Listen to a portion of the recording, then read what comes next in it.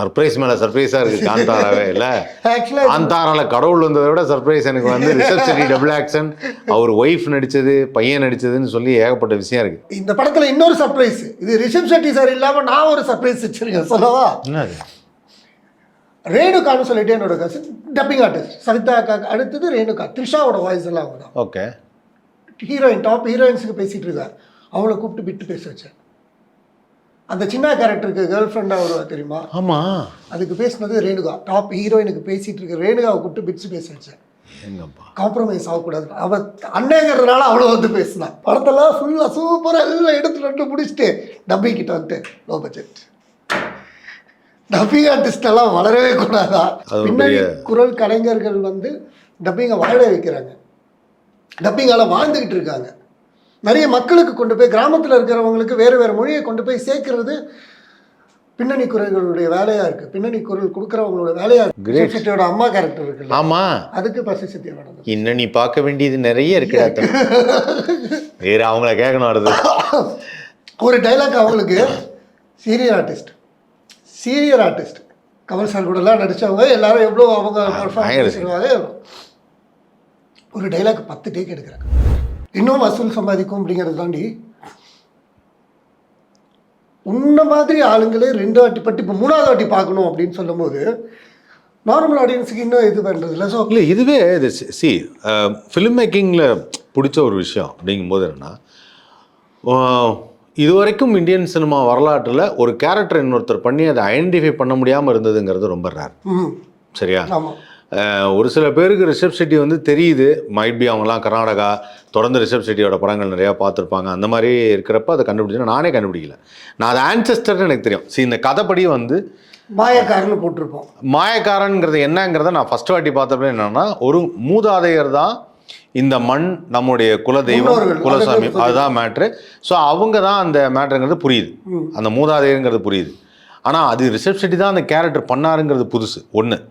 ரெண்டாவது வந்து இப்போ எனக்கு இது டவுட் இருந்தது, அந்த ஒய்ஃபோ அந்த ஷார்ட் பார்த்தோன்னே என்னது இது யாரு எனக்கு. ஆனால் அதுக்கப்புறம் நான் கதைக்கு பெரிய விஷயம் என்னன்னா, இப்போ நான் அதை யோசிச்சுக்கிட்டேவும் இல்லை. நான் தான் உன்ட்ட ஃபர்ஸ்ட் கேட்குறேன், எந்த ரிவ்யூலையும் யாரும் கேட்கல, எந்த மீம்ஸ்லையும் யாரும் போடல, இது யாருமே கேட்கல. ஏன்னா அந்த அளவுக்கு அந்த ஃபிலிம் மேக்கிங் இருக்கு. 2வது 3வது சீன் வந்து நம்ம வேற கதை நோக்கி போயிட்டோம். இதை விட்டுட்டோம், கதை நோக்கி போயிட்டோம். இல்லை, அது ரொம்ப புதுசு. அதாவது தவறு செய்தாலும் அதை பர்ஃபெக்டாக செய்யணும்னு ஒரு விஷயம் இருக்குது. இது தவறுன்னு சொல்ல முடியாது, பட் ஒரு கதையை விட்டு ஒரு விஷயம். எத்தனை பசங்க ரிஷப் செட்டிக்கு?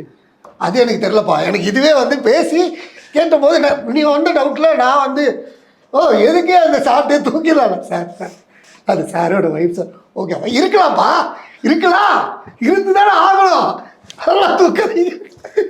எப்படி போயிடுச்சு அப்படியெல்லாம் அப்படி வேணும். சர்ப்ரைஸ் மேலே சர்ப்ரைஸாக இருக்குது காந்தாராவே இல்லை. காந்தாரால கடவுள் வந்ததை விட சர்ப்ரைஸ் எனக்கு வந்து ரிஷப் செட்டி டபுள் ஆக்ஷன், அவர் ஒய்ஃப் நடித்தது, பையன் நடித்ததுன்னு சொல்லி ஏகப்பட்ட விஷயம் இருக்குது. பையனா பொண்ணான்னு தெரில, எனவே அவர் கிட் நடித்தது அதெல்லாமே சூப்பரான மேட்ரு. ஸோ இதில் வந்து மணிகண்டனோட அந்த ஒரு டைலாக் ஒன்று சொன்னீங்க, அது பயங்கர ஒரு கிரிட்டிக்கல். வேறு ஏதாவது இன்ட்ரெஸ்டிங்கான சம்பவங்கள் டைலாக் பேசும்போது அதை தவிர்த்து ரொம்ப நேரம் ஆனது ஏதாவது? ரொம்ப நேரம் ஆனது இல்லை, எல்லாமே இப்படிதான். ஒவ்வொருத்தருக்கும் இந்த மாதிரி ஏகப்பட்ட விஷயங்கள். வேற எந்த டப்பிங் ஆர்டிஸ்ட் இல்லை, ரொம்ப நோன் ஆர்டிஸ்ட் யார் வேணும்? சாம்ஸ், மணிகண்டன், அப்புறம் ஜெயபிரகாஷ். அப்படியா? அவங்க எந்த? ஓ ஓகே, ஓஹோ கிரேட். சத்யோட அம்மா கேரக்டர் இருக்குல்ல, ஆமா, அதுக்கு பசி சத்யா வேணும். இன்னும் நீ பார்க்க வேண்டியது நிறைய இருக்கு, வேற அவங்கள கேட்கணும். அடுத்து ஒரு டைலாக் அவங்களுக்கு சீரியர் ஆர்டிஸ்ட் கமல் சார் கூடலாம் நடித்தவங்க எல்லாரும் எவ்வளோ அவங்க பர்ஃபார்மன்ஸ் செய்வாங்க. ஒரு டைலாக் 10 டேக் எடுக்கிறாங்க. என்ன டைலாக்? இறைவா. ஒரு சிச்சுவேஷனுக்கு மேலே அவங்களுக்கு வந்து பொறுமை போச்சா இல்லை கோவப்படுவாங்களா அப்படின்ற டவுட்ஸ் எல்லாம் நமக்கு வரும். பட் அதை தாண்டி நான் அதை யோசிக்கவே இல்லை. நான் பாட்டுக்கு எடுத்துகிட்டு இருக்கேன். அந்த ஒரே டைலாக் 10 டேக், 15 டேக்கு, 16 டேக்கெல்லாம் போயிட்டுருக்கு. ஒரு கட்டத்துக்கு மேலே வந்து பிரேக் விட்டுடலாம், இல்லை முடிச்சிடலாம். ஏன்னா அந்த ஒரு டைலாக் தான், அதான் மொத்த சீக்வன்ஸையும் முடிச்சுட்டு வந்துட்டு இந்த ஒரு டைலாக் தான் பேசணும். ஓகே, ஸோ அதை முடிக்காமல் விட வேணான்னு தான் ஆரம்பிச்சது. பட் 12:45 1:30 மணி வரைக்கும் போயிட்டுருக்கு அந்த டைலாகு. பெரிய டைலாக்லாம் இல்லை, இறைவா. எனக்கு என்ன அங்கே மாட்டுச்சுன்னா, சாக போகிற நேரத்தில் காடு அழிஞ்சிருச்சு, குழந்தை இது பண்ணுறாங்க, பசங்க இல்லை, அந்த அந்தமா கட்டும், இறைவா. எனக்கு அந்த ஃபீல் வரணும்.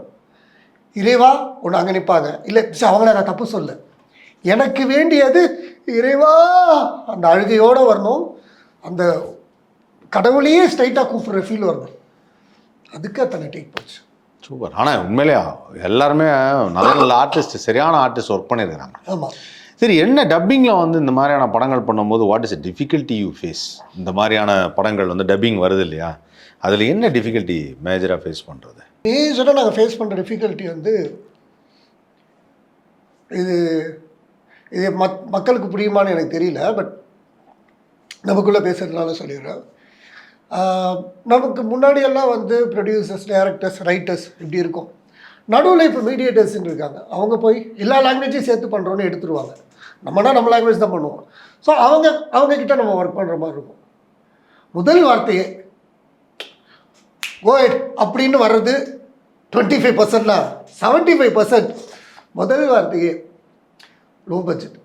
ஏன் இந்த வார்த்தை, அதாவது அவர் sincere thanks to low budget இனிமேல் படத்திலே போடலாம்.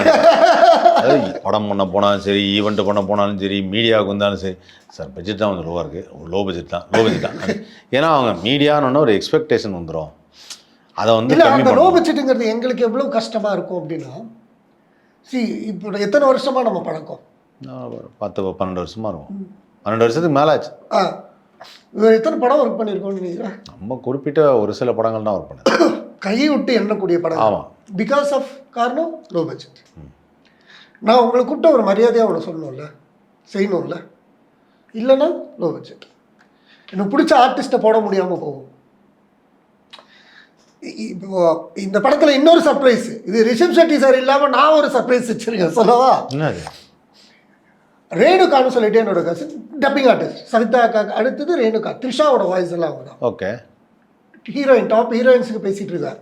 அவளை கூப்பிட்டு பிட்டு பேச வச்சேன். அந்த சின்ன கேரக்டருக்கு கேர்ள் ஃப்ரெண்டாக வருவா தெரியுமா? ஆமாம். அதுக்கு பேசினது ரேணுகா. டாப் ஹீரோயினுக்கு பேசிகிட்டு இருக்க ரேணுகாவை கூப்பிட்டு பிட்ஸ் பேச வச்சேன். காம்ப்ரமைஸ் ஆகக்கூடாது. அவள் அண்ணங்கிறதுனால அவ்வளோ வந்து பேசினான்.